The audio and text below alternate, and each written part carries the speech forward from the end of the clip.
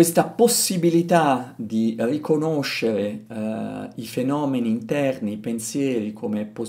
come semplice manifestazione della propria condizione illuminata, vale in primo luogo ovviamente per i nostri fenomeni interni, quindi pensieri, emozioni che sorgono dentro di noi, ma per quello che riguarda la relazione con il mondo esterno, ovviamente in primo luogo durante la nostra condizione di veglia, quindi l'esistenza terrena. L'esistenza terrena significa tutto ciò che noi nella vita quotidiana esperiamo, percepiamo, dal punto di vista dello Dzogchen, tutto ciò che viene esperito altro non è che il riflesso di questa energia, di questo potenziale assoluto di manifestazione piena di compassione propria dello stato naturale della mente. Ma, ci dice lo Dzogchen, lo stesso accade nel sonno e nel sogno. Quindi, nella dimensione del sogno, e voi sapete probabilmente che c'è tutta una parte degli insegnamenti, soprattutto tantrici, legati al Tantra Madre, dello Dzogchen, sia in ambito Bonpo che in ambito buddista, che sono pratiche di meditazione da sviluppare proprio all'interno della dimensione del sonno con sogni e del sonno profondo, dove non ci sono più sogni. E sono proprio pratiche di meditazione che in un primo, almeno in un primo aspetto, mirano proprio alla possibilità di sviluppare dei sogni lucidi e di sviluppare all'interno dei sogni lucidi anche la possibilità di ricordarsi e di percepire, ah, sto sognando durante il sogno e quindi posso ad esempio meditare durante il sogno o posso fare delle cose che non potrei fare durante il giorno, ad esempio dirigermi a conoscere un Buddha o provare a trasferirmi in un regno puro per ricevere degli insegnamenti o contattare il mio maestro in maniera da ricevere di nuovo degli insegnamenti diretti da lui. Quindi nello stato di sogno, che è una dimensione più sottile rispetto all'esistenza quotidiana dello stato di veglia, però abbiamo lo stesso sistema ed è importante capire che tutto ciò che si manifesta nel sogno, le varie immagini, ugualmente non sono altro che un riflesso della nostra natura primordiale, della nostra mente nel suo stato illuminato e primordiale. E così facendo possiamo trasformare il sogno in un'occasione di evoluzione spirituale e anche, se volete, di illuminazione. Ma lo Dzogchen ci dice ancora di più. Questo stesso schema di riconoscimento o mancato riconoscimento si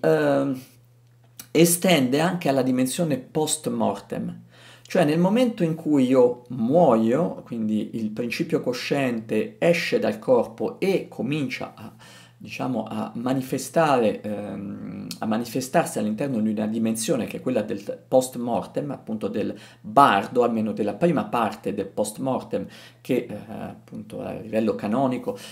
sono i primi 49 giorni dopo la morte. Ebbene, in questo lasso di tempo, che ripeto, 49 giorni è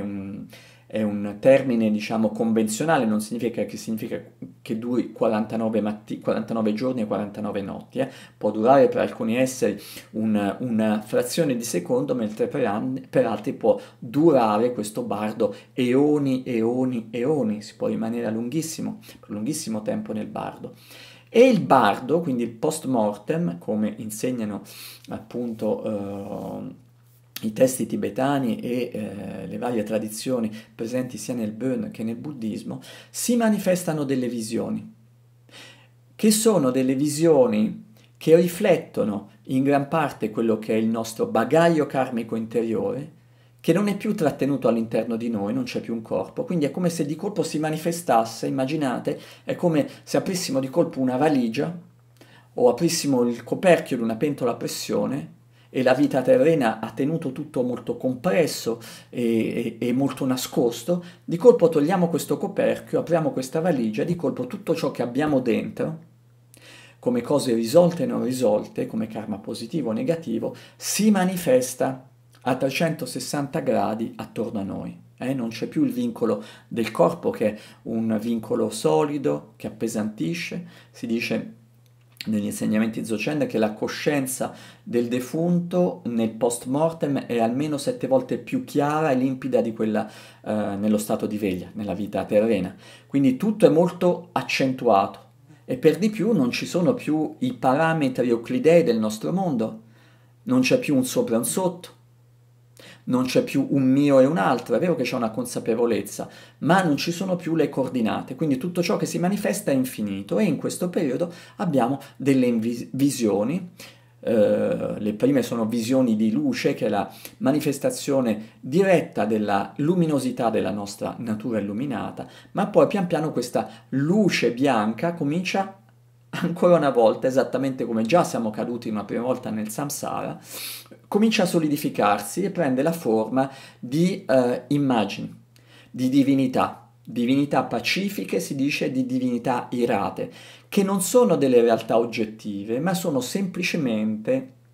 la proiezione esterna di ciò che abbiamo dentro, di ciò che abbiamo purificato o non purificato all'interno di noi. E egualmente qui può prevalere o l'ignoranza o la conoscenza. Se prevale l'ignoranza, pensiamo e riteniamo che queste enormi visioni che appaiono attorno a noi altro non sono che personalità oggettive, demoni, dei, persone o personaggi che appartengono magari alla nostra vita passata o alle nostre vite passate. Ma se invece le riconosciamo e abbiamo la capacità, perché abbiamo praticato moltissimo in vita, in questa dimensione, che comunque è una dimensione dove essenzialmente il defunto prova paura, perché sono delle visioni sconfinate, immense, immaginate come una divinità che riempie totalmente lo spazio davanti a noi. Si parla di suoni, di boati che hanno una potenza incommensurabile rispetto a quello che noi possiamo vedere o percepire ancora sul piano terrestre. Ebbene, se nonostante ciò il defunto, e in genere è un grande praticante, ha la capacità di riconoscere tutto ciò come, ancora una volta, una manifestazione spontanea della propria natura illuminata, cosa accade? Queste divinità, queste visioni si riassorbono e nella condizione di post mortem il defunto, il praticante defunto, ha la capacità di entrare direttamente nel nirvana, quindi di realizzare completamente la propria dimensione illuminata. Quindi potremmo dire, perdonatemi, ma non è per abbassare assolutamente il tono della discussione, come vedete è impossibile abbassarlo, tanto è alto e profondo, ma potremmo dire che il gioco è sempre lo stesso. È il riconoscimento o il non riconoscimento, ma ci vuole un addestramento che dura tutta una vita e spesso molto più che una vita per poter avere la capacità, lo vediamo, quanto è difficile già nella nostra giornata se noi diciamo adesso mi impegno a capire, a sentire che quello che accade altro non è che un riflesso del mio stato naturale. Quanto è difficile. Immaginiamo nel sonno, alcuni di noi ci riescono, ma è ancora più difficile se noi ci proiettiamo nella dimensione del post-mortem, quando non avremo più riferimento certo nel nostro corpo, nella realtà a cui siamo abituati, appunto con cui abbiamo un rapporto di riconoscimento, di abitudine, come avviene durante l'esistenza terrena.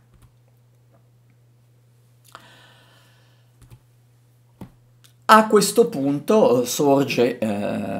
spontanea la domanda dicendo Martino, grazie, ci hai più o meno spiegato a modo tuo, cercando tuttavia di essere veramente il più preciso, il più rigoroso possibile, cercando, come uso spesso questo termine, dico zippare, ho cercato di zippare al massimo degli insegnamenti che sono molto più complessi, che sono veramente molto più profondi di quanto io stesso possa a mio modo balbettare parlandone a voi. Però ovviamente la domanda che sorge, ok, questo più o meno è chiaro, ma a questo punto come funziona la meditazione nello Dzogchen? Qual è il cammino? Qual è la via? Allora, nello Dzogchen esiste un sistema di pratica codificato che potremmo dire segue sempre lo stesso schema da secoli.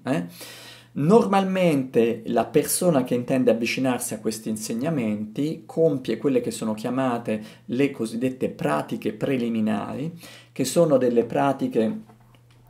essenzialmente di purificazione, che hanno quindi come scopo quello di permettere al praticante di pulire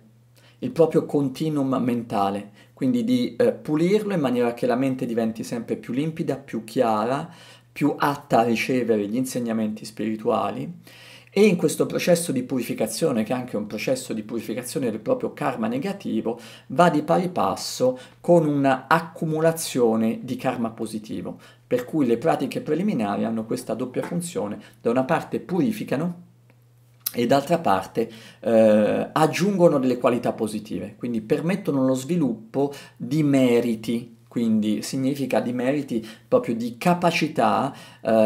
potremmo dire di semi positivi che vanno a lastricare il cammino della pratica del praticante da quel momento in poi. Servono a purificare il karma negativo e accumulare il karma positivo. Dopo aver completato le pratiche preliminari, che sono 9 nel caso dello Dzogchen, guarda caso sono 9 anche nell'ambito dello Dzogchen secondo la tradizione buddista, almeno quella Nyingma, abbiamo delle pratiche che sono essenzialmente delle pratiche di fissazione della mente, le pratiche di Senzin o di Shiné vengono chiamate, e hanno proprio lo scopo: una volta che abbiamo pulito la mente, dobbiamo cominciare a fare in modo che questa mente, che nella condizione ordinaria, un po' come un cavallo selvaggio, pian piano cominciamo a mettergli le redini, in maniera tale che impariamo a concentrare la mente su un unico punto. Perché viene fatto questo? Questo viene fatto perché se non riusciamo a mantenere la mente fissa, la mente concettuale, fissa su un unico punto, pian piano questa mente si calma, e nel momento in cui si calma e diminuiscono i pensieri, è possibile piano piano avere accesso a quella dimensione che è la natura della mente, che è lo stato naturale, ovvero quella dimensione illuminata che sta, come abbiamo detto all'inizio delle nostre spiegazioni, al di là della mente concettuale. Ma è impossibile vedere questa mente al di là della mente concettuale se la mente concettuale in un qualche modo non l'abbiamo acquietata. E le pratiche preliminari di purificazione più le pratiche ancor più di fissazione della mente hanno proprio questo compito di far sì che la mente si calmi. Nello Dzogchen questo viene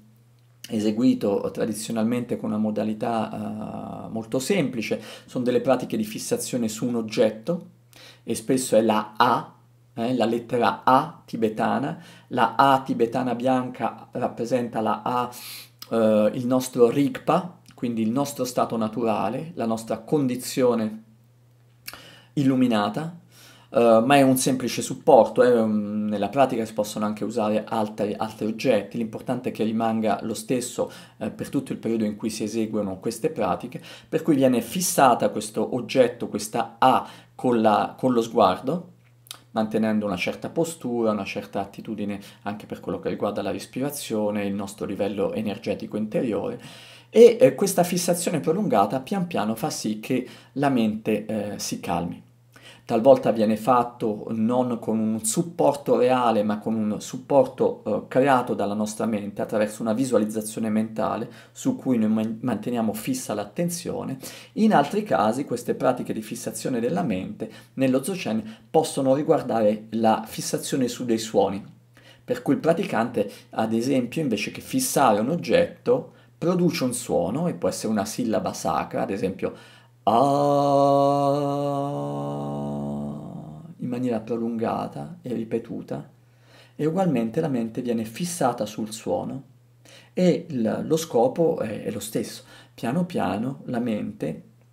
rimanendo agganciata al suono, alla presenza del suono, si calma. Nel momento in cui abbiamo purificazione e stabilizzazione della mente, finalmente il praticante ha modo di avere l'esperienza, cioè di essere introdotto in maniera esperienziale alla natura della mente. Si dice in ambito Dzogchen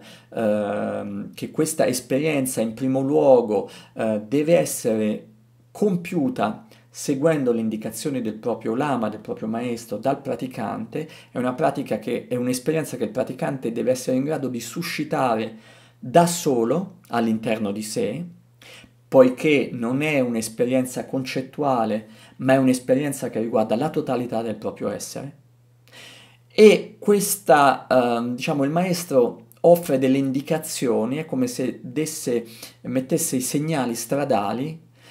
spiega come il praticante può accedere a questa esperienza. E nel momento in cui l'esperienza ha avuto luogo, spesso almeno questa è la modalità tradizionale, il lama, il maestro, certifica in un qualche modo, parlando con il proprio discepolo e il discepolo spiegandogli cosa ha fatto e cosa ha esperito, ebbene il maestro ha la possibilità di dirgli sei sulla giusta strada, questa è la giusta esperienza, questo è corretto, questo non è corretto. In altri casi si parla, ma spesso ci sono appunto dei racconti molto, molto interessanti su questo, di maestri che in maniera improvvisa, senza che ci sia tutto questo percorso che abbiamo detto, in cui è l'adepto che si cimenta, e poi spiegheremo adesso a breve in che maniera, su questo cammino che permette l'esperienza diretta della natura della mente, si parla di maestri che hanno introdotto a questa esperienza i propri discepoli in maniera subitanea, improvvisa. Si parla ad esempio di maestri che con dei metodi, potremmo dire noi, violenti, può essere uno spintone, uno schiaffo o un urlo, hanno questa capacità di indurre l'esperienza dello stato naturale nel proprio discepolo, che assolutamente sono esperienze forti, reali, sono accadute, e tutta la storia della biografia dei praticanti, di molti praticanti, è gremita di questi racconti. Ma quello che è importante di questa esperienza è che ciò che fa il maestro in questi casi, e spesso non è una circostanza secondaria che venga fatto con dei mezzi, potremmo dire, quasi violenti, quasi da creare uno shock nell'adepto, ebbene questa modalità serve a far sì che per un breve istante, poco importa quanto breve sia, è come se il maestro attraverso quel gesto recidesse in maniera improvvisa il flusso mentale del proprio discepolo. Quindi questa catena ininterrotta di pensieri, emozioni, in cui uno è attaccato all'altro e che costituiscono una sorta di cortina che ci impedisce di vedere invece ciò che si trova al di là della mente concettuale, è come se venisse tagliato, si spezza la catena e in quel momento l'adepto ha la possibilità di andare al di là della mente concettuale. È come se per un istante, in maniera fulminea, vedesse la luce, quel cielo chiaro e quella potenza di consapevolezza che sta al di là di questa nebbia di cui siamo vittima permanentemente da eoni e eoni, che è quella che ci impedisce quindi di riconoscere la natura della mente. Quando è l'adepto a lui stesso, quindi a cimentarsi in questo riconoscimento della natura della mente, normalmente il lama gli dà delle indicazioni ed è la mente in un qualche modo che introduce se stessa a questa esperienza. E la strada indicata è sempre la stessa, quindi viene invitato l'adepto a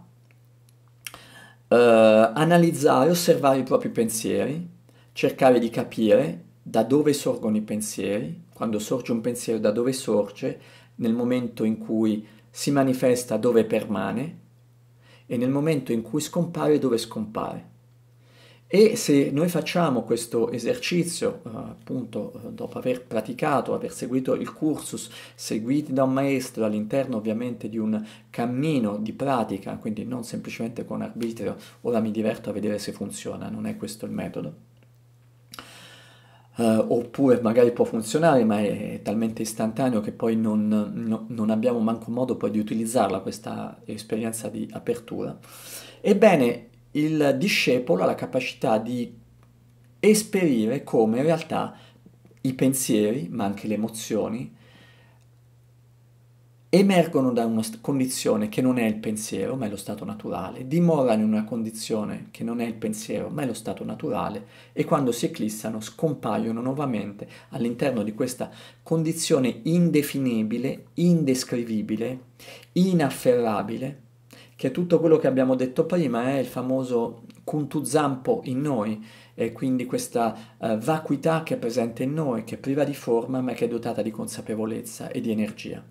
E la possiamo sperimentare se noi, vedendo che i pensieri o le emozioni o tutto ciò che accade all'interno di noi in realtà si manifesta all'interno di questa dimensione, permane, scompare all'interno di questa dimensione.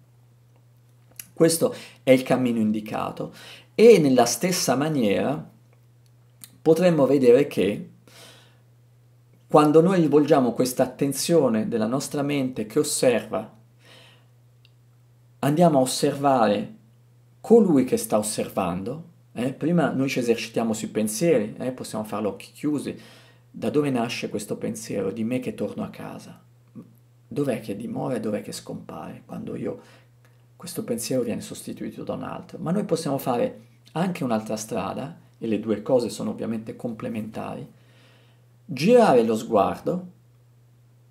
e guardare a chi sta analizzando. E a quel punto, quando è lo sguardo, quando è l'attenzione che incontra l'attenzione, o come si dice nello Dzogchen, si guarda alla sorgente, si guarda direttamente, quindi io guardo direttamente chi è che sta guardando. Ebbene, in quel momento, se io guardo chi sta guardando, non trovo nessuno. Non trovo nessuno, nel senso, non trovo quella persona a cui sono abituato a percepire, ma quello che trovo è l'esperienza di una vacuità piena di consapevolezza e colma di energia. E questo è lo stato naturale. In questa strada, in questo percorso, non si meravigliasse la persona che appunto sta seguendo queste mie parole, che ritrova delle cose che sono familiari anche ad altre strade. Se conoscete il cammino dell'Advaita Vedanta, se conoscete il metodo principale utilizzato ad esempio da Ramana, quello il chi sono io, è esattamente questo il percorso. La persona osserva e si domanda chi sono io e dove sono io in questo momento, e questa autoanalisi fatta in maniera costante, in maniera diretta, in maniera approfondita, fa sì che di colpo si spezzi la visione abituale di sé e dell'altro, di se stessi rispetto a sé opposto a un altro da sé, e si abbia l'esperienza appunto del sé, per cui dall'io, come dice Ramana, si passa all'io-lio. Mi fai finire la conversazione? Grazie. Sei veramente tu, Antonio, stai un attimo tranquillo, vieni. Quindi il cammino proposto da Ramana è esattamente simile. Ma perché? Ma perché se noi guardiamo i metodi possono essere tutti simili, e quello che occorre cercare di trovare è esattamente in tutti i cammini sempre la stessa cosa. Se voi ugualmente guardate ad esempio alcune testi come il Vijnana Bhairav, nell'ambito dello shivaismo del Kashmir, voi troverete delle tecniche molto simili, dei modi in cui si cerca di spezzare questa visione dualistica e permettere il riconoscimento di quello che in quelle tradizioni viene chiamato il sé, o l'Atman. In che modo? Mettendo lo specchio contro lo specchio. E se io metto lo specchio contro lo specchio, fate l'esperimento, quello che vedete voi è un infinito, un'infinita profondità. Quando lo specchio incontra lo specchio, colui che proietta lo specchio si dissolve, e in questo dissolvimento della mente concettuale avviene il momento di apertura, il momento in cui si ha il primo germe di illuminazione. Nel cammino dello Dzogchen, senza fare comparazioni che significhino, non sto dicendo tutti i cammini sono identici, sto dicendo cammini molto simili, e tutti i cammini non duali prevedono l'impiego di modalità di introduzione alla dimensione profonda all'interno di noi molto simili. Non significa però che siano identici, e non significano poi che questa esperienza va per tutti i cammini esattamente nella stessa direzione. Nel caso dello Dzogchen, cosa accade? Accade che nel momento in cui abbiamo l'esperienza di questa natura della mente, Tutto il percorso da fare, da quel momento in poi, la meditazione qual è? È quella di cercare di ritornare il più possibile all'interno di questa esperienza, in cui non c'è più soggetto e non c'è più oggetto. Quindi questa esperienza che all'inizio è fugace, fulminea, l'adepto, quindi il praticante, cerca di estenderla sempre di più, di dimorare sempre di più all'interno di questa condizione dello stato naturale, in maniera tale che diventi la propria modalità di esistere quotidiana e possa essere integrato questo dimorare nello stato naturale, nella dimensione ultima della nostra mente, o se volete nella dimensione primordiale della nostra mente, un fatto consueto, un fatto il più quotidiano possibile. Quindi c'è un'integrazione via via che il praticante avanza e progredisce in questa stabilizzazione della natura della mente, dell'esperienza della natura della mente, perché la natura della mente è identica e non la possiamo né migliorare né peggiorare una volta che si manifesta, è veramente questa dimensione al di là di spazio e tempo e di ogni dualismo che non può essere né migliorata né peggiorata, né incrementata né diminuita. L'abbiamo già detto, quando si parla di natura della mente è caratterizzata dal lunjub, che significa spontaneamente perfetta. Quindi quando c'è nella sua totalità e in tutto il suo potenziale di manifestazione. Quindi una volta che c'è nella sua totalità. Il compito quindi è quello di dimorare sempre più stabilmente in questa condizione, e questo nell'ambito dello Dzogchen sono le pratiche del Trecce, che significa letteralmente troncare le rigidità, per cui cercare di rilassarsi sempre di più in questa quieto dimorare nello stato naturale e attraverso questo quieto dimorare poi integrare progressivamente le nostre attività quotidiane, quelle che riguardano la vita diurna, si una alle capacità, quelle che riguardano la vita notturna e quindi la dimensione del sogno, e per ritornare a quello che abbiamo detto, per quando sarà il momento della morte e del post-mortem, integrare queste esperienze del visionario e del post-mortem ugualmente all'interno dello stato naturale. Questo non significa che il praticante poi non continui a fare pratiche di purificazione, a recitare mantra o anche a integrare la pratica dello Dzogchen con una pratiche di natura tantrica. Questo avviene molto spesso, ma rimane per lo Dzogchenpa, per colui che pratica il cammino dello Dzogchen, questa modalità del Trecce rimane, quindi del dimorare stabilmente nello stato naturale, rimane la linea di pratica principale, che è sempre fondata, come sappiamo, nel riconoscimento e nell'autoliberazione. Quindi tutto ciò che si manifesta viene integrato con lo stato naturale. A un livello più profondo, potremmo dire, una volta che questo stato naturale è stato stabilizzato, senza che ci sia però una cesura netta fra le due fasi, l'adepto accede, il praticante accede alla dimensione del Togel, che significa letteralmente superare la vetta. E cosa significa? E lo abbiamo già detto anche questo. Lo stato naturale ha una capacità spontanea, innata di manifestare, e nella sua condizione autentica manifesta incessantemente suoni, luci e raggi, che sono però suoni e luci e raggi appunto che appartengono a una dimensione pura. Quindi questa potenzialità di manifestazione ce l'abbiamo all'interno di ciascuno di noi, perché all'interno di ciascuno di noi esiste lo stato naturale, esiste quindi la condizione pura e illuminata della mente. Quindi nel momento in cui abbiamo stabilizzato questa esperienza dello stato naturale, dopo un po' questa comincia spontaneamente a fare quello che ha sempre fatto, cioè a manifestare suoni, luci e raggi. E attraverso le pratiche del Togel sono appunto delle pratiche che fanno sì che l'adepto sviluppi la capacità di manifestare, di riconoscere ciò che si manifesta come espressione della propria energia illuminata. Nello Dzogchen, sia esso Bonpo, sia esso buddista, normalmente esistono dei metodi per sviluppare questo, ma non sviluppare con uno sforzo, è una capacità naturale, ricordiamoci, lo stato naturale manifesta spontaneamente, non fa uno sforzo. E quindi per far sì che questo aspetto creativo proprio della potenza e dell'energia dello stato naturale si manifesti, il praticante deve solo semplicemente creare delle condizioni, non lo fa artificialmente, si manifestano da sole. Bisogna avere una forte integrazione con lo stato naturale e creare delle condizioni. Le condizioni sono, ad esempio, una è la fissazione della luce solare, per cui il praticante ad occhi aperti in specifiche posture, ma in genere anche nella stessa postura appunto a 5 punti, quindi la postura potremmo dire noi yogica, tanto per semplificare, con gli occhi aperti, con lo sguardo fisso,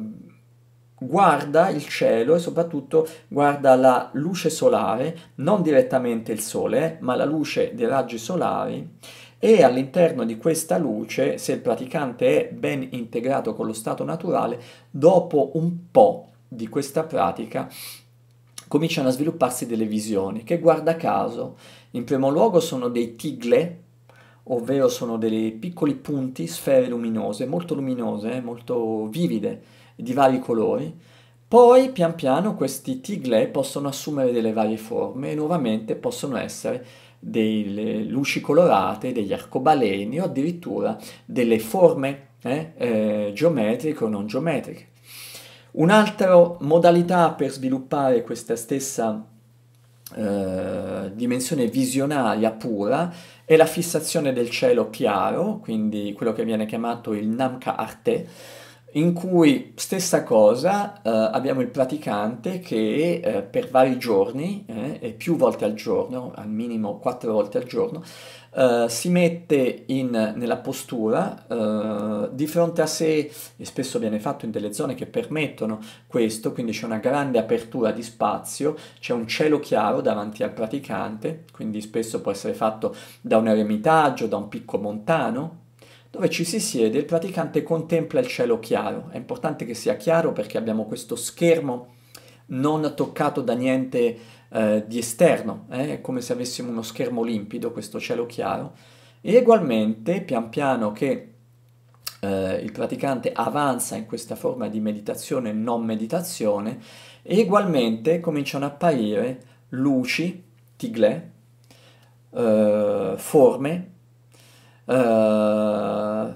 e luci che hanno poi, diciamo, lo sviluppo forse più rapido per certi versi, ma anche più completo, nella terza forma di pratica che è propria del Togel, che è il ritiro al buio, Mutsam, dove questo schermo che prima era quello del cielo, un cielo chiaro e limpido, non maculato da niente di materiale, questa sorta di cielo diventa un cielo oscuro, cioè quello di una cella di ritiro dove c'è buio completo e dove, secondo la modalità canonica Dzogchen, il praticante si ritira per 49 giorni e 49 notti. All'interno di questa cella, dal momento che non c'è più nessuna influenza che possa venire dal mondo esterno, è isolato, è completamente isolato, il praticante è nella migliore condizione per cui ciò che ha all'interno si manifesti all'esterno. E dimorando nello stato naturale, in maniera permanente, ciò che si manifesta all'esterno altro non è se non questo potenziale creativo proprio dell'energia del proprio stato naturale. E qui ugualmente, ci sono dei testi come il Trattato dei Sei Lumi che spiegano in dettaglio come sono le varie fasi di questa produzione spontanea di visioni pure. Abbiamo prima dei segnali, talvolta sono delle fumosità che possono apparire davanti allo sguardo del praticante, che sono ovviamente delle proiezioni, non è che appaia nulla, non appare nulla anche perché se ci fosse un'altra persona all'interno della cella dove il praticante sta meditando non vedrebbe le stesse cose, non vedrebbe niente, vedrebbe altre cose probabilmente. Quindi delle luci che sono all'inizio una sorta di sostanza fumosa,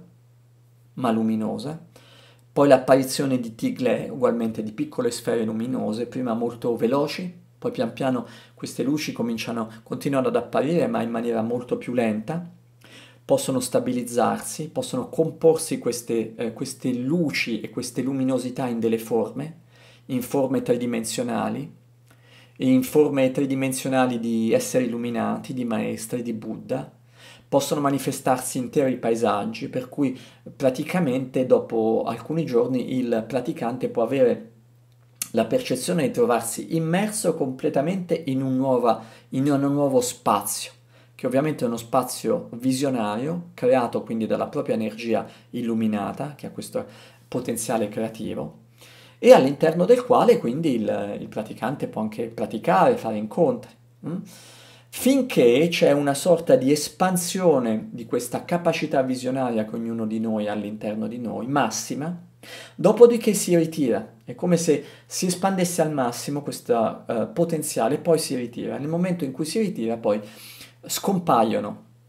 le visioni e il praticante permane in una condizione di assorbimento, di integrazione totale con la vacuità, quindi con la dimensione assoluta della propria mente, che è anche la dimensione assoluta della realtà. In questo percorso, questo è bene dirlo, soprattutto nelle pratiche del Toghiel a livello di, potremmo dire, di dimensione sottile del corpo, queste visioni viene spiegato anche questo in maniera molto dettagliata nei testi dello Dzogchen, il praticante attiva o meglio utilizza, perché sono già presenti all'interno del nostro corpo, delle energie, ma soprattutto dei canali sottili che si trovano all'interno del corpo, che sono dei canali che collegano il cuore, che come sappiamo è convenzionalmente e realmente, finché siamo in un corpo umano, la sede, la dimora del nostro stato naturale, connettono il cuore del praticante, dove dimora lo stato naturale, dove risiede lo stato naturale, ai due occhi che a questo punto non sono più degli organi ricettivi, ma sono degli organi proiettivi a tutti gli effetti e che permettono questi canali collegati agli occhi di manifestare queste visioni che vengono percepite dal praticante come se fossero delle visioni esterne, in una maniera simile a quello che accade tutti i giorni, perché già tutti i giorni tutto ciò che noi esperiamo nella nostra esperienza quotidiana, come abbiamo già in parte detto, altro non è se non una proiezione esterna di ciò che abbiamo all'interno, di ciò che rappresenta l'energia creativa della nostra mente illuminata, ma sono quelle che percepiamo tutti i giorni purtroppo delle visioni impure. Perché? Perché sono contaminate da questa dualità, questa opposizione soggetto-oggetto e per di più da questa dicotomia di dividere tutto ciò che esperiamo in buono cattivo, positivo negativo e sviluppare nei riguardi di questa attitudine interiore una modalità che è quella dell'attaccamento o della repulsione. Questo è interessante per le persone che saranno interessate, esistono dei testi proprio dedicati a spiegare questa sorta di fisiologia sottile, cioè quegli elementi della nostra compagine energetica sottile e profonda che intervengono e che si attivano nel momento in cui avviene le pratiche del Toghiel. Frutto ultimo, in questo è molto speciale il cammino dello Dzogchen, il frutto ultimo e completo delle pratiche del Toghiel, e nell'ambito dello Dzogchen, sia esso Bonpo sia esso buddista, è la cosiddetta realizzazione del corpo d'arcobaleno. Cosa significa corpo d'arcobaleno? Significa che nel momento in cui tutto ciò che viene a manifestarsi e che viene esperito dal praticante viene integrato con il proprio stato naturale, quindi viene percepito unicamente come la manifestazione spontanea della propria energia illuminata, Cosa significa? Significa che se, come abbiamo detto all'inizio, tutto ciò che noi abbiamo attorno a noi altro non è se non eh, suoni, luci e raggi che si sono solidificati grazie alla nostra, o per colpa potremmo dire, o per via della nostra visione dualistica, sono solidificati attorno a noi nel momento in cui noi diventiamo degli specchi e lasciamo quindi a questa creatività spontanea dello stato naturale di fluire, di manifestarsi direttamente, è normale, è spontaneo, è naturale che tutti gli elementi grossolani che fanno parte della nostra percezione esteriore, soprattutto della nostra percezione del nostro corpo, ritornino ad essere luce. Quindi il corpo di arcobaleno è l'acme estremo della realizzazione ed è quella testimonianza che fa a noi capire che il praticante ha realizzato completamente gli insegnamenti, per cui ha realizzato completamente che tutto ciò che è parte della sua percezione interna come della sua percezione esterna, altro non è che manifestazione dello stato naturale e quindi non ha più ragion d'essere come qualcosa di concreto e di materiale. Il corpo a questo punto si scompone, si smaterializza nella propria matrice luminosa originaria, gli elementi tornano a essere luce, non la luce grossolana, ma la luce che è il riflesso della consapevolezza primordiale. Tutto ciò che non è dotato di consapevolezza, cioè i capelli e le unghie, non fanno parte di questo processo di trasmutazione, tant'è vero che i maestri che hanno realizzato il corpo di arcobaleno completo in genere lasciano come residuo corporeo unicamente unghie e capelli, ma il resto viene totalmente trasmutato. È un processo, e questo è importante, spontaneo, non è che il praticante si sforzi o metta in atto delle tecniche precise per, è solo la conseguenza naturale di tutto il percorso che abbiamo detto e della perfetta aderenza agli insegnamenti che abbiamo esposto. Se tutto in origine è luce, è consapevolezza luminosa, beh, ritornare a casa significa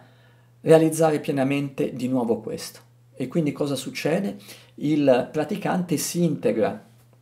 realizza completamente e si integra completamente con la propria natura della mente, non lascia più residui corporei e da quel momento non solo si integra nei tre aspetti che sono quelli soprattutto del Dharmakaya e del Sambhogakaya, quindi l'aspetto della vacuità assoluta